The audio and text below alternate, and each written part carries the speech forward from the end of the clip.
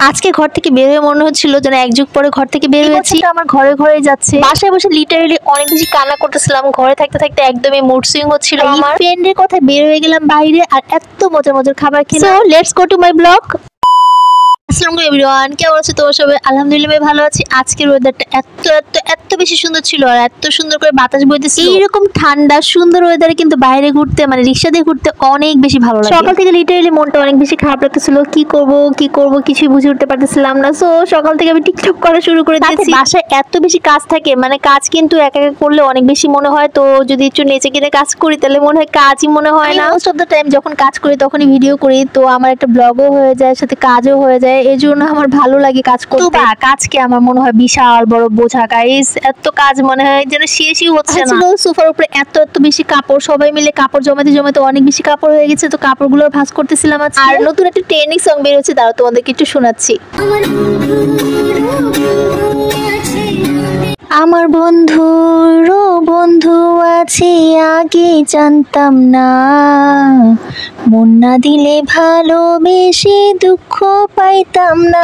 এই ট্রেন্ডিং সংটা বারবার শুনতেছি আর আমার মনে একদমই লেগে গেছে। প্রত্যেকটা লাইন যেন অনেক বেশি সুন্দর, মনে হয় যেন মনের কথাগুলো বলতেছে। বিকালবেলা বের হয়ে গিয়েছিলাম ফ্রেন্ডের সাথে বাইরে কিছু খাওয়া দাওয়া করার জন্য। তো আজকে আমরা তালতলা গিয়েছিলাম খাইতে। এই যে দেখো আমার this is the my look. আমার এত মন খারাপ ছিল, মানে আমাকে দেখতেও কিন্তু অনেক বিষণ্ণ লাগতেছিল। সে তো আমাকে দেখে বলেই দিয়েছে তোমার মন এত খারাপ কেন, মানে তুমি এত শুকায় গেছো কিভাবে। ঘরে থাকতে থাকতে গাইজ, ঘরে থাকতে থাকতে আমি শুকায় গেছি। আমি আসলে ঘরে থাকতে বেশি বোর হয়ে যায়। অলমোস্ট টাইম আমি বাইরে ঘুরতে অনেক বেশি পছন্দ করি। আগে অনেক বেশি ঘুরতাম, এই বছরটা কেন যেন আমার তেমন একটু ঘোরা হচ্ছে না। এই যে দেখেন আমি মেনু দেখতেছি আর এদিক দিয়ে একটা লোক এসে আমার হাত থেকে কেড়ে নিয়ে মেনু দেখতেছে। আজও ধৈর্য কুলায় না আসলে, কি আর কইতাম। তারপরে আমরা মেনু দেখতে দেখতে তারপর চিন্তা করলাম যে এই যে দেখো কত সুন্দর সুন্দর খাবার এখানে সাজানো আছে। তো লাল এই যে মিট বল গুলো অনেক বেশি সুন্দর লাগতেছে। এগুলো ছিল ললিপপ চিকেন, ওগুলা খাইনি আমরা। এই যে নুডলসও ছিল, কিন্তু এগুলো দেখতে ভালো লাগতেছিল না। তো আমরা চিন্তা করতেছিলাম যে একটু চিকেন টাইপের খাবো, মানে চিকেন একটু স্পাইসি খেতে ট্রাই করব। আমাদের তালতলা কিন্তু অনেক জমজমাট, রাস্তার পাশে পাশে অনেক স্ট্রিট ফুড আছে, আর সবাই এখানে বেশি একটা খায়, মানে সবাই এরকম চুলে বসেই খাওয়া দাওয়া করে। এগুলোতে লাইভ পিজাও বানানো হয়। তো আজকে আমি লাইভ পিজার এটা পাইনি, তো আজকে এগুলোই পেয়েছি। তো চিকেন আর হচ্ছে এখানে কি ছিল ফ্রেঞ্চ ফ্রাই, সেটাই খাচ্ছিলাম। And this is looking wow. এখানে চিকেন স্ট্রিপ ছিল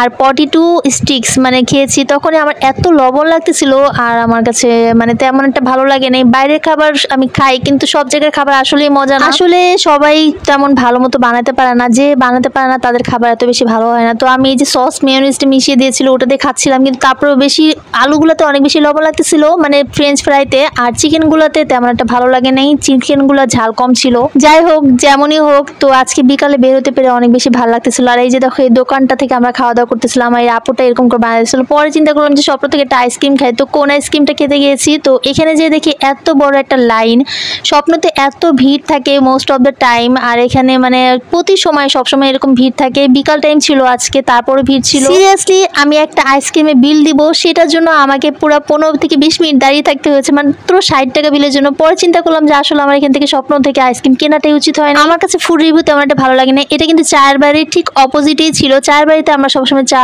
খাওয়া দাওয়া করি, মানে চাটা অনেক বেশি মজা হয়। তো এখানে আজকে আমরা চা খাইনি, আজকে শুধু আইসক্রিম খেয়ে বাসায় ফেরত আসছি। যারা যারা এতক্ষণ ধরে দেখতেছো তারা অবশ্যই একটা লাইক দিয়ে, যারা ইউটিউব থেকে দেখতেছো তারা সাবস্ক্রাইব করে দিয়ে। Thanks for watching, tata.